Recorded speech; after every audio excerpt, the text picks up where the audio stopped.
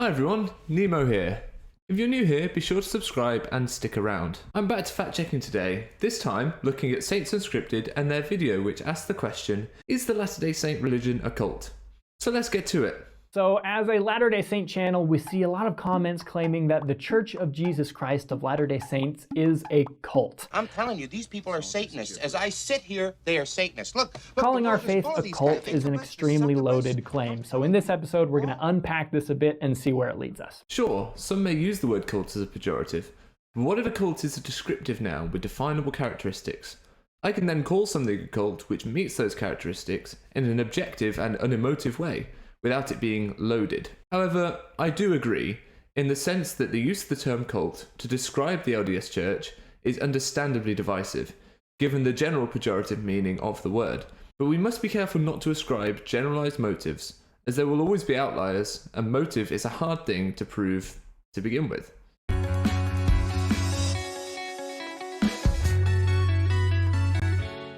Alright, so the term cult is used in a variety of ways. Some definitions are more benign than others, but in general, when people call our faith a cult, it's used rather loosely as a derogatory term aimed at discouraging people from learning more about our faith. This definition of a cult that David gives is genuinely loaded. It describes motive and sets up a victim narrative for the church. Also, presenting it in this way immediately makes this about David's definition of a cult, which other people who have called the LDS Church a cult in the past will clearly not have access to. Therefore, he is giving the word a definition and then judging others by the definition he has created. This is known as a definist fallacy. We really need a more objective definition of the word, one that everyone would have access to. And in order to steelman David's position, I'm going to use the definition from the New World Encyclopedia, which he shares in the description of his video. A cult, strictly speaking, is a particular system of religious worship, especially with reference to its rites and ceremonies.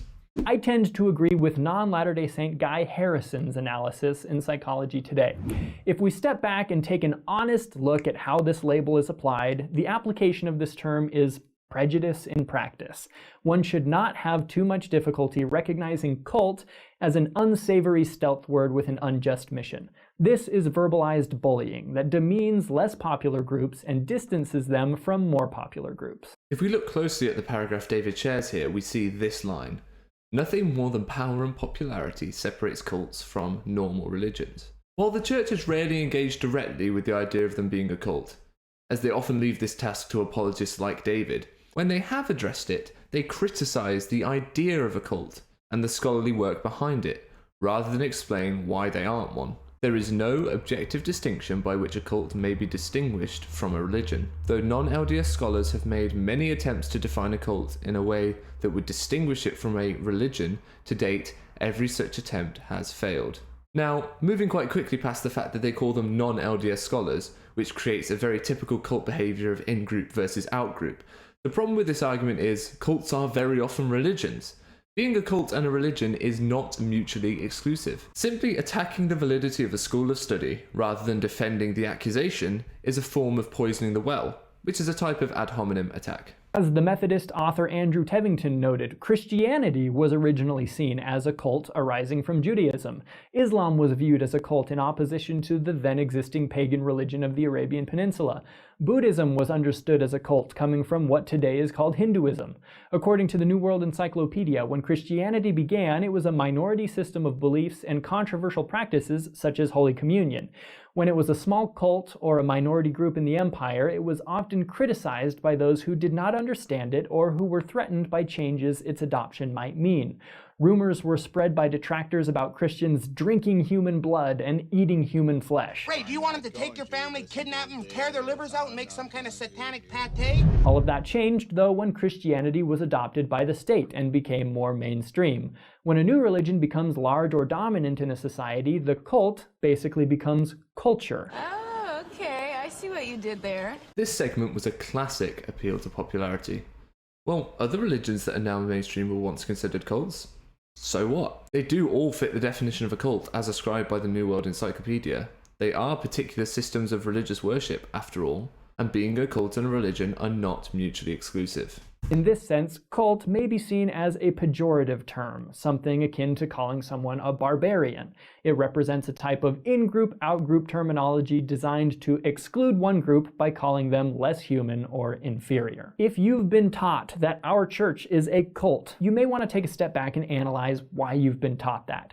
As was the case with early Christianity, it may be that your views are based on rumors, misunderstandings, or mischaracterizations of our beliefs. Or maybe some of the beliefs and practices of the LDS Church tick the cult boxes for some people, whether it be the reverence shown to Joseph Smith, or the concentration in a geographic area, or the secrecy around the practice of temple rituals. Any of these things may have a person viewing the LDS Church as a cult. If you'd like, feel free to just attend some of our worship services and come to your own conclusions. I promise you will not be swept off into a dark room to be brainwashed or force-fed green jello. How children think about themselves is often determined by the labels you put on them. That's a beautiful bow. You shook it with your hand. See, you say just come to one of our worship services, but people can't just rock up to an endowment session. They can't even ask us details of what goes on in there. So this will be where some people are getting the cult vibes. Now, in fairness to the church, steps have been taken in recent years, such as this video showing temple robes and garments, helping to alleviate some of the secrecy. Some people attempt to justify labeling us with such a loaded and derogatory term by actually pointing out parallels between our faith and characteristics of infamously harmful cults, like Heaven's Gate or the Manson family commune, groups whose leaders had such control over their followers that they were manipulated into committing mass suicide and murder. To me, the attempt to justify calling us a cult seems like more of an attempt to justify religious bigotry. People attempting to back up their assertion by giving evidence. What you're saying here, Dave, is that people attempt to justify the use of the word cult by pointing out how the church is similar to other cults. And then you're calling that bigotry. It may seem that way to you, David, but those saying it may see it from the perspective of acknowledging similarities between organizations which have done damage to their followers and the LDS Church. It's not bigotry to see similarities and point them out, is it? That's not obstinate or unreasonable attachment to a belief, opinion, or faction. But if you want to point out parallels, you can. For example, cults in this sense are usually led by a charismatic leader. Joseph Smith was a charismatic leader. Our current prophet and president, Russell M. Nelson, is pretty charismatic for a 96-year-old. You might call Moses or even Jesus charismatic leaders as well. It's just more appeals to popularity. Some cults try to control your behavior by doing things like regulating your diet. Latter-day Saints don't drink tea, coffee, or alcohol. If that sounds difficult, you would not have enjoyed the law of Moses. Cults sometimes have their own ceremonial clothing, as did the ancient Israelites, as do many religions today. We could talk about these parallels for hours, but I hope you're starting to see the pattern. They aren't parallels. They're actual genuine parallels. They raise the important point of shared characteristics between mainstream religions and religions sometimes labelled cults, and where we draw that line, or if we need to at all. What if all religions check off boxes on the cult checklist to varying extents, because all religions, to varying extents, act like cults? Well, what checklist is this? It's the checklist of Stephen Hassan, who covers 4 main ways in which cults control their members: behaviour control, information control, thought control, and emotional control. It's known as the BITE model, and while we won't go into massive detail here, it is in the description below. Stephen Hassan readily acknowledges that the characteristics are present in many organisations, secular and religious, but the key to these techniques on the list is that they can all be used to create dependency, obedience, and stop independent thought. I think it's fair to say those are fairly negative consequences of anyone's behaviour, and so shouldn't we have a way of telling if an organisation is doing that to us? And if it means the word cult is applied to every religion, then fine. Does that devalue it? Sure. It devalues its insulting value, which is also fine.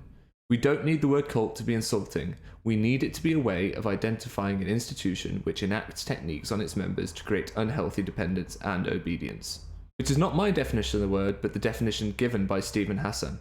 He gives the BITE model so that we can identify these unhealthy behaviours wherever they may occur. Now, David says in the description of the video, in rebuttal to Hassan's BITE model, isn't the goal of all Christianity to promote a certain sense of dependency and obedience to God?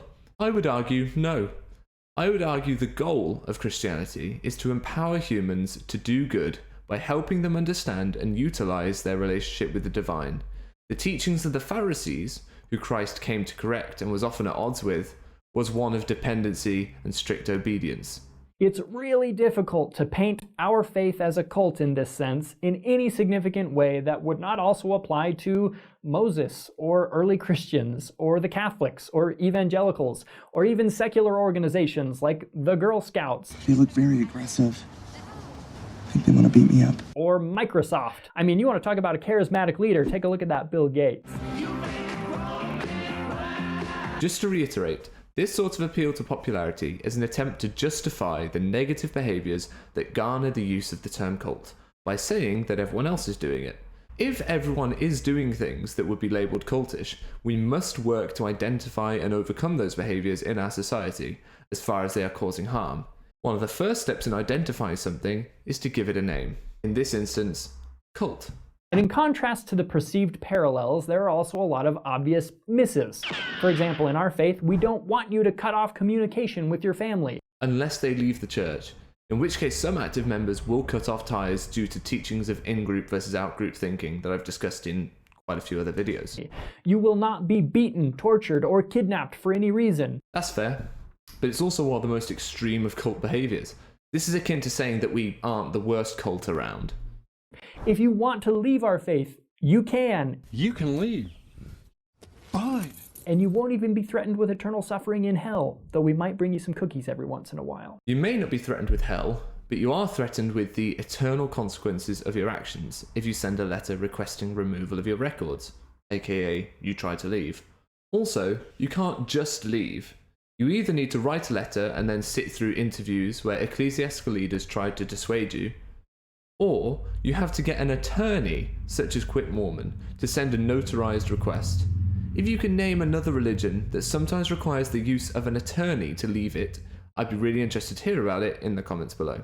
It's true that like any religion, we have moral and ethical standards. We have rules, perhaps more than most, but whether or not you abide by those standards is up to you. When asked how Joseph Smith was able to govern so many people so well, he replied, "I teach them correct principles, and they govern themselves." This is a great principle from Joseph Smith, and I would love to see the church and its leaders act this way. But alas, as church leaders in recent years are teaching exact obedience, and that we should raise our children to understand that they are free to act for themselves, to choose the way of everlasting death or the way of eternal life. Children deserve to understand this great truth. Then I think we have departed from that principle somewhat. So, are we a cult? It depends on your definition. In the sense that we are a system of religious beliefs and ritual, certainly. Are we a cult in the more sinister sense of the word? I don't think so, but you're certainly free to believe as you see fit. From what I've observed about my own faith, it seems to me to be a family-oriented faith of service and charity, a faith of love for God and your neighbor, a faith that believes in being good citizens and acknowledging truth wherever it can be found.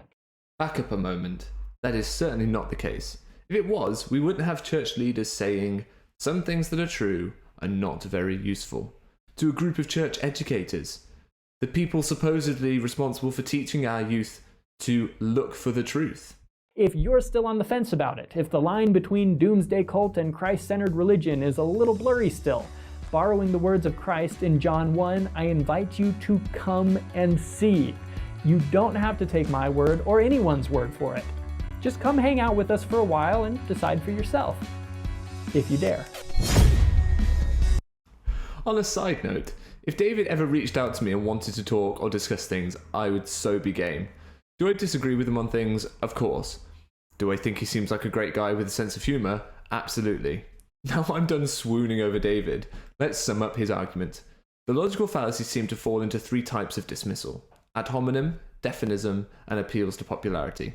He sought to dismiss the term cult by criticising its validity as a term, ascribing motive to those that use it, and poisoning the well. He also set up his own definition of a cult, and the rest of his argument played out under the shadow of that definition. The one time he used a formal definition, which I also chose to use, he admitted the LDS Church is a cult by that definition, defeating his own criticism of the term, that it is bullying and bigoted, etc. And he appealed to popularity time and time again by arguing that other churches were called cults too, as though that somehow devalues the assessment. Now, just because David makes fallacious arguments in support of his opinion that the LDS Church is not a cult, does not mean that some of his conclusions are not correct. The term cult is used pejoratively by some people. He's not wrong about that. But its use as a pejorative should not undermine the value that the term could bring in the form of a diagnostic tool for the recognition of unhealthy behaviours within an institution. This is not a clear-cut issue by any means, so please let me know in the comments if I missed anything, and so you don't miss anything, be sure to subscribe and like for more. Bye now.